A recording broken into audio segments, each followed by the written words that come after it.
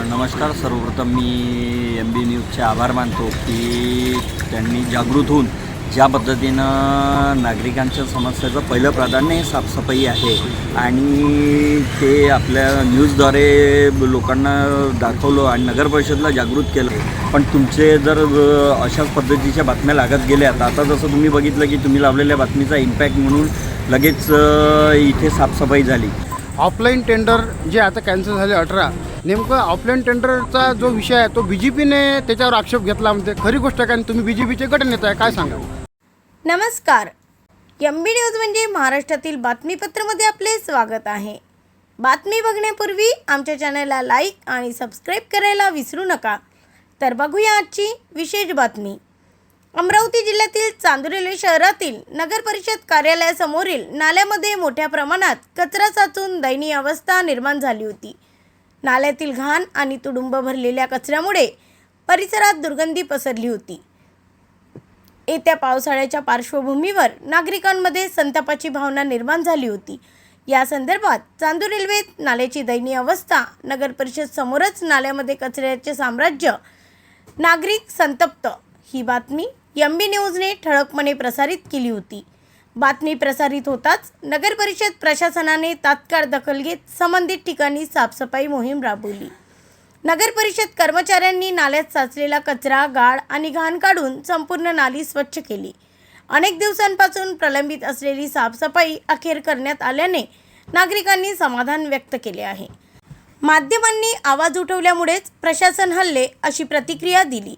तसेच शहरातील इतर भागातील नाल्यांचीही नियमित साफसफाई करण्याची मागणी नागरिकांकडून करण्यात येत आहे. MB न्यूजचा इम्पॅक्ट पुन्हा एकदा दिसून आला असून बातमी प्रसारित होताच प्रशासनाने तातडीने कारवाई केल्याने नागरिकांमध्ये समाधानाचे वातावरण आहे. ब्युरो रिपोर्ट MB न्यूज, महाराष्ट्रातील बातमीपत्र, चांदूर रेल्वे, अमरावती. MB न्यूजने ही बातमी प्रसारित केली होती का नाली सफाईची, आणि बातमीची दखल घेऊन नगरसेवक या नात्याने तुम्ही काय सांगा? आणि पूर्णपणे MB न्यूज बातमी प्रसारित करताच नाली सफाई झाल्या. यापूर्वी MB न्यूजने जी बातमी दाखवली होती पूर्ण नाली तुडुंब भरत दाखवली होती, पण आज जी बातमी दाखवत आहे नाल्या पूर्ण स्वच्छ झालेल्या आहे. नगरसेवक या नात्याने आपण काय सांगणार? नमस्कार. सर्वप्रथम मी MB न्यूजचे आभार मानतो की त्यांनी जागृत होऊन ज्या पद्धतीनं नागरिकांच्या समस्येचं पहिलं प्राधान्य हे साफसफाई आहे आणि ते आपल्या न्यूजद्वारे लोकांना दाखवलं आणि नगरपरिषदला जागृत केलं. आम्ही अनेकदा पत्र दिलं, अनेकदा त्यांना विनंत्या केल्या, पण त्यांचे माणसं वाढत नाही आहे. ठेकेदार कुठल्या घोरात आहे माहिती नाही, ठेकेदाराचं काय त्यांच्याशी ताळमेल आहे समजत नाही आहे. अनेकदा आमचे पत्र आहेत की मॅनपॉवर वाढवा, आणि त्यांनी ते न वाढवल्यामुळे प्रचंड म्हणजे येता पावसाळा असून पावसाळ्यात ह्या अनेक समस्याला सामोरे जावं लागणार आहे. पण तुमचे जर अशाच पद्धतीच्या बातम्या लागत गेल्या तर आता जसं तुम्ही बघितलं की तुम्ही लावलेल्या बातमीचा इम्पॅक्ट म्हणून लगेच इथे साफसफाई झाली. पण पूर्णत्वास त्यांनी नेलेली नाही आहे. म्हणजे माझं म्हणणं एवढंच आहे की फक्त जे करतो आहे हे दाखवत आहेत, पूर्ण जे करायला पाहिजे ते त्यांच्याकडून सफाई होत नाही आहे. आणि मी एकदा पुन्हा तुमचं आभार याच्यासाठी मानतो की सदर जागा ही प्रभाग क्रमांक 8मध्ये येत असून प्रभाग क्रमांक 8ची नाली तुमच्या माध्यमातून जरी साफ झाली, मी अनेकदा विनंती करूनही साफ होत नाही. आता येत्या 2-3 दिवसात जे आम्ही सर्कल तयार केलं आहे प्रभाग 1 पासून तर 10पर्यंत, तर आता माझ्या प्रभागाचा नंबर येईल 8वा आणि पावसाळ्यापूर्वी काहीतरी नाले हे ते साफ होईल अशी अपेक्षा बाळगतो त्यांनी नगरपरिषद. आता काही दिवसांनीच पावसाळ्याला सुरुवात होणार आहे. अद्यापर्यंत शहरामधील तुम्ही काय योजना राबवली आहे पावसानिमित्त? म्हणजे कुठलीही नाली तुडुंब न भरता सरळ नालीतून पाणी वाहत गेलं पाहिजे किंवा कोणाच्या घरात गेलं नाही पाहिजे, काय सांगा?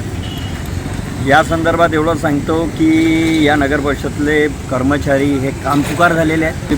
कुठल्या गोष्टीकडे लक्ष नाही आहे. यांना फक्त टेंडर टेंडर टेंडर एवढंच पाहिजे आहे. आजपर्यंत 4 सभा झालेल्या आहेत. 4ही सभेत अनेक प्रश्न उपस्थित केले आहे, मात्र त्यांनी त्या उपस्थित प्रश्नाचा अजूनपर्यंत कुठलाही निकाल लावलेला नाही आहे. प्रभाग क्रमांक 8मध्ये फॉरेस्ट ऑफिसपासून तर विरुड चौकापर्यंत जे नाली पाहिजे आहे, येणारं तिकडचं जे पाणी आहे, त्यांना मी विनंती केली. काल प्रत्यक्ष तिथं जाऊन आलो. अनेक ठिकाणी मी भेटी दिल्या प्रभागात. तर हे कामचुकारपणा करताय. कुठेही येत्या 15-20 दिवसातही पावसाळा सुरू होऊ शकतो आणि लोकांच्या घरात पाणी जाऊ शकते. नाल्या भरलेल्या आहे, नाल्यात कचरा आहे. तुम्ही जर जय भोले समर्थ सरस्वती शाळेच्या बाजूचा बघितला त्यात कचरा आहे. त्यांना कितीदा विनंती करतोय, काहीच करण्याचं त्यांची मानसिकता नाही आहे. तुम्ही टेंडर हा शब्द वापरला. ऑफलाईन टेंडर जे आता कॅन्सल झाले 18, नेमकं ऑफलाईन टेंडरचा जो विषय आहे तो BJPने त्याच्यावर आक्षेप घेतला म्हणते. खरी गोष्ट आहे का? आणि तुम्ही BJPचे गटनेता आहे, काय सांगाल? तुम्ही जे बोलताय हे अतिशय योग्य बोलताय. आजपर्यंत इथं जे टेंडर झाले आहेत ते बंद खोलीत टेंडर झाले आहे. कुठलंही टेंडर ऑफलाईनचं असो किंवा हे असो ते सभागृहाच्या समोर किंवा जे सदस्य टीम असते जसे नियोजन समिती, स्थायी समिती यापैकी कुठेतरी किंवा सभागृह याच्यापैकी कुठेतरी ते टेंडर समोर आलेले पाहिजे आणि तिथे ते पब्लिश केले पाहिजे. तिथं निविदा उघडल्या गेल्या पाहिजे. बंद खोलीत जर उघडल्या गेल्या तर ते चुकीचा संदेश देईन. तिथं फक्त कर्मचारी असतात आणि तेच जर उघडतील तर कुठल्या कर्मचाऱ्याच्या जवळचा कोण आणि एखादा कागद सरकवून जर त्यांनी टेंडरमध्ये रक्कम कमी जास्त करून त्याच्याच माणसाला दिली तर हे योग्य होणार नाही. म्हणून ते बंद लिफाफे हे सभागृहात किंवा नगरसेवकांसमोर खुलले गेले पाहिजे किंवा सभापतींसमोर खुलले गेले पाहिजे. एवढीच विनंती आमची होती. त्यासाठी जुने टेंडर आम्ही रद्द करायला लावले आणि पुन्हा टेंडर लावून सभागृहासमोर ते पारदर्शकता असली पाहिजे यासाठी आम्ही पुन्हा ते लावायला लावले. ऑफलाईन टेंडर हे कमी पैशाचे आहे, अगदी कमी रुपयाचे आहे, अगदी कमी दराचे आहे. त्याच्यापेक्षा ऑनलाईन टेंडर भरपूर काही लाख करोड रुपयाची राहते. त्याकडे लक्ष नाही आणि ऑफलाईन छोट्या टेंडरकडे काय लक्ष? तेच तुम्हाला समजून सांगतोय की छोटे टेंडर हे मॅनेज होतात. ते मॅनेज करण्याचा प्रयत्न या नगर परिषदचा असतो. आजपर्यंत प्रशासक होतं तर त्यांनी त्याच पद्धतीनं वर्किंग केलं. आताही काही जणांना ते हाताशी धरून त्याच पद्धतीचं आपल्याच काही लोकांना टेंडर देण्याचा प्रयत्न करतात. त्यामुळे आम्ही हे सांगितलं की ज्यालाही टेंडर ऑफलाईनचे असो ऑनलाईनचे असो ज्यालाही टेंडर भरायचे आहे त्यात कॉम्पिटिशन होऊ द्या.